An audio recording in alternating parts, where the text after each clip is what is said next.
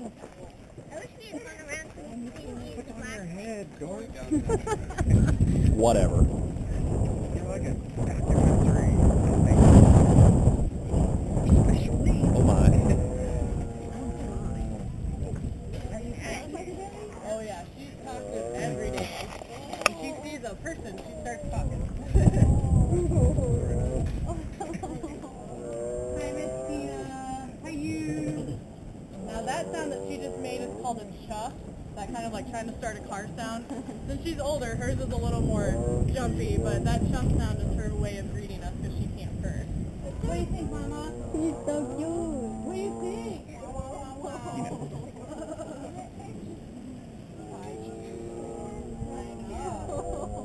She's so happy to be around people, as you can tell. She loves it. She's always been this way. She just loves people.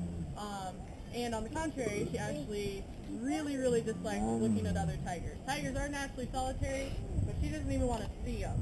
Otherwise, she starts getting really upset. She likes to think she lives in her own little world with us. So she's got her privacy wall, so she doesn't have to see the cats on the other side. And then her barn door in here is normally shut, so she doesn't have to look at them. So Miss Tina's kind of our little princess. Huh, baby? This girl was another one that actually came to us as a, she had been a pet for many, many years. The guy who had owned her and had her declawed as a cub. And then a few years ago, he donated her to the Gladys Porter Zoo in Texas. They started running out of room because they were bringing more cats in, and so we got a phone call in August seeing if we could come bring her home, and that's what we did. Made a big long drive down to Texas and brought her on in here. You guys, I don't know if you can notice that when you start comparing it to the other tigers, you'll see how much shorter her tail is compared to some of the other cats.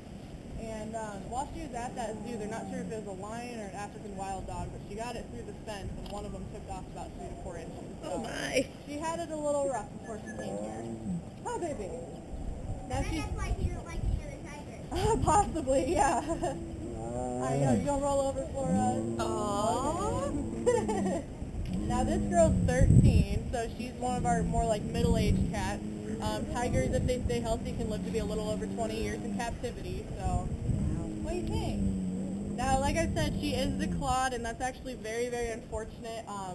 Declawing big cats is pretty frowned upon here in the States, and that's because it's really hard on them compared to if you do it to a house cat. Tigers and lions like to walk on their tiptoes just like domesticated cats do. And when you take that claw out, they can't walk that way because they don't have that support, so they have to walk flat-footed. And the amount of weight, as you can see, that they put on as adults starts to put a lot of stress on their wrists and feet. So when they get older, they start ending up with things like arthritis, and their backs and hips sometimes have problems. So Miss Tina's got some arthritis settling in her feet, so we got a lot of hay in here for her. Oh, she's gonna spray. She's gonna spray. Like that. I know. Now, this is a little different than your house cat. When male and female tigers spray to mark their territory, it's an oily residue. It's not urine, so it's not quite as bad if you get hit, but it's still not very pleasant. I know. What do you think, baby? Just in case. You guys see how pretty her stripes are? They're almost diamond shaped. I really like that. She's got a very pretty face, too. So it's a unique looking cat. Oh, wow, wow, wow. What do you think? She likes you guys. Oh, she likes that.